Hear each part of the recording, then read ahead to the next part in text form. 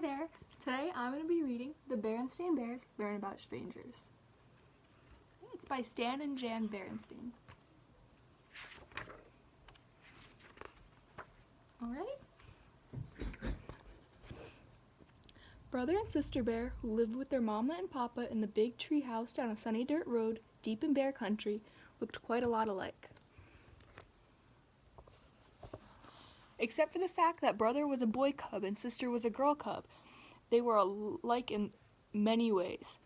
And even though they each had hobbies, brother loved to build and fly model airplanes, sister had all sorts of special interests.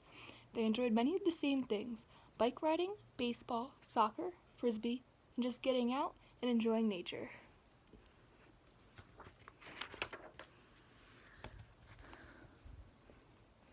Yes, brother and sister were alike in many ways, but in some important ways they were different. Brother bear was cautious and careful and a little wary of strangers. Sister, on the other hand, wasn't the least bit wary. She was friendly to a fault. Just about everybody that came her way got a big hello. Hello, butterfly. Hello, frog.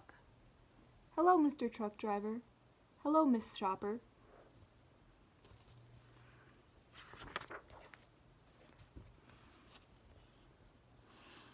Brother worried about sister's free and easy way with strangers. Strangers weren't a problem for him. Not talking to strangers suited cautious and careful brother just fine, but friendly to a fault sister was different. She talked to everybody. Hello, hi, hello. Sister, said brother, you're going to have to stop that. Stop what? She asked. Talking to strangers. It's just not a good idea. Why? She wanted to know why shouldn't I talk to strangers? What harm is there in it? Is there something wrong with strangers? Said brother, thinking about it for a moment. Those aren't questions for a brother. Those are for a mama or papa.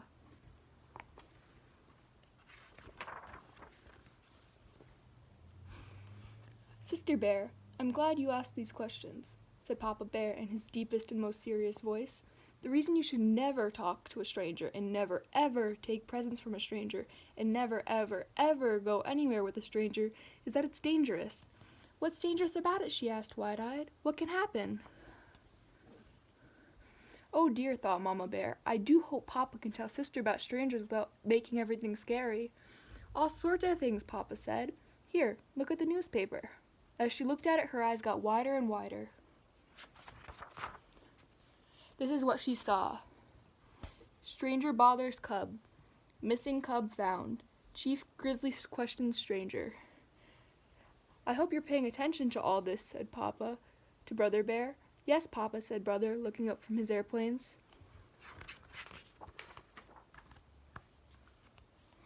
When Sister asked for a bedtime story that evening, Papa said, Of course, I have just the one. It was an old book that Papa had kept since he was a cub. The story was called Silly Goose and Wily Fox. It told how Silly Goose got into a conversation with Wily Fox, and before Silly knew quite what was happening, she found herself in Wily's lair. This is how the story ended. There was a snip and a snap, and all that was left of Silly Goose was a few floating feathers and a smile on the face of Wily Fox.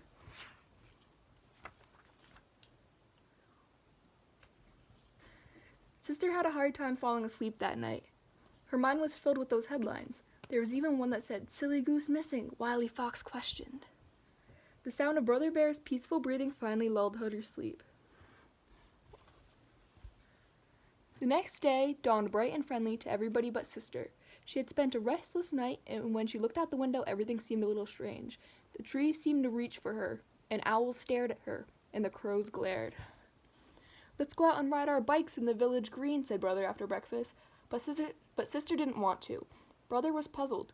The green was a bright, busy, friendly place where she loved to play. Well, how about some soccer? But she didn't want to do that either. It wasn't until he suggested frisbee, her favorite game, that she agreed to go along. Before they left, they told Mama where they'd be. It was a family rule that they never went anywhere without telling Mama or Papa. That's fine, said Mama.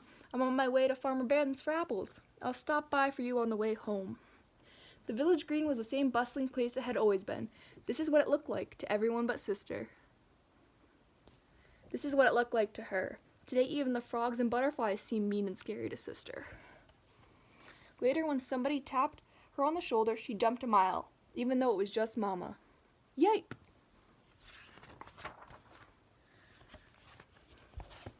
How was everything at the village green? Said Mama on the way home in the car. Sister sat in front with Mama, and Brother rode in the back with a barrel of apples. All right, I guess, said Sister, but there were so many strangers. Later at home, when Mama and Sister were getting ready to make applesauce, Mama said, "You know what? Papa told you was quite right. It is not a good idea to talk to strangers, accept presents or rides from them. But," she continued, "that doesn't mean that all strangers are bad. Why, chances are there wasn't a single person on that green that would harm a fly, much less a fine little cub like you.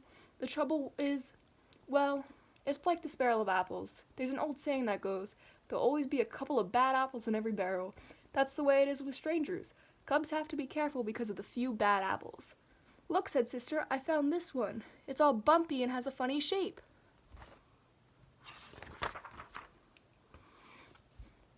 "Well, it certainly is strange looking," said Mama. "But that doesn't necessarily mean it's bad. You can't always tell from the outside which are the bad apples." She cut it in half. "See," she said, "it's fine inside. Now here's one that looks fine on the outside, but inside it's all wormy." "Yuck," said Sister. "What's up?" asked Brother. "A bad apple," said Sister. "Double yuck," said Brother. "Hey, I'm going to the meadow to fly my new pusher plane. Want to come?" "Sure," Sister said. "I can pick some wildflowers." She felt much better now, more like her old friendly self.